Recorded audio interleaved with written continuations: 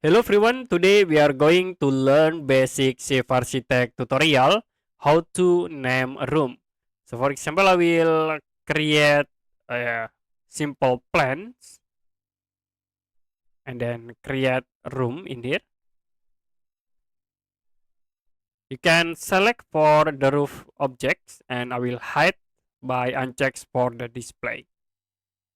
Now if you want to name a rooms, there are two options. You can use the text tools, click these icons and create text like example. Click OK. Or another option, you can use the label tools. Select on the rooms, double click, and in the room name you can set the names like room, bedroom. Check to show the room labels and click OK.